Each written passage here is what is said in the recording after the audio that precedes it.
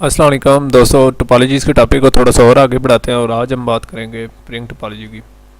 تو دوستوں، ring topology میں ہر کمپیوٹر دوسرے کمپیوٹر کے ساتھ کنیکٹڈ ہوتا ہے، اور دوسرا تیسرے کے ساتھ، تیسرا چوتھے کے ساتھ، اینڈ سو آن، اور لاسٹ ون فرسٹ ون کے ساتھ کنیکٹڈ ہوتا ہے، اور اس طریقے سے ایک رنگ بن جاتا ہے۔ اور اس کی مثال اسی طرح ہے جس طرح ہمارے اسکولوں وغیرہ میں کچھ بچے رنگس بناتے ہیں۔ تو فرینڈز، ورکنگ اس ٹپالوجی کی اس طرح ہے کہ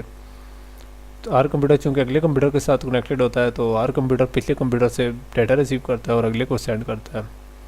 اور یہ جو ڈیٹا ہے وہ ایک ہی ڈائریکشن میں فلو کرتا ہے، اور یہ رنگ کی شکل میں سرکولیٹ ہوتا ہے یہاں تک کہ ڈیٹا اپنی کریکٹ ڈیسٹینیشن پر پہنچ نہیں جاتا۔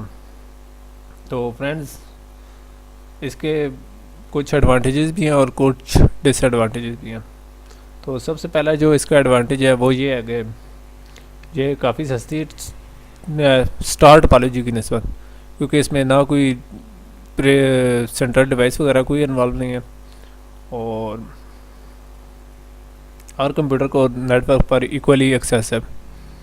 تو جو اس کے ڈس ایڈوانٹیج ہیں، تو سب سے پہلے یہ ہے کہ ایک کمپیوٹر کا فیل ہونا پورے نیٹ ورکس کو ڈسٹرب کر سکتا ہے، اور ویسے بظاہر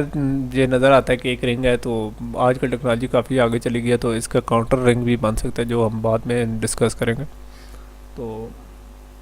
دوسرا جو اس کا ڈس ایڈوانٹیج وہ یہ ہے کہ اس میں پرابلم ڈھونڈنا کافی مشکل ہے، اور تیسرا یہ ہے کہ اس میں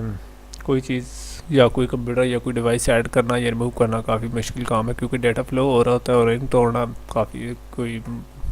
اس میں ڈیٹا لاس ہونے کے چانسز ہوتے ہیں۔ تو بہرحال فرینڈز، اس ٹپالوجی کے لیے اتنا ہی کافی ہے۔ Thank you.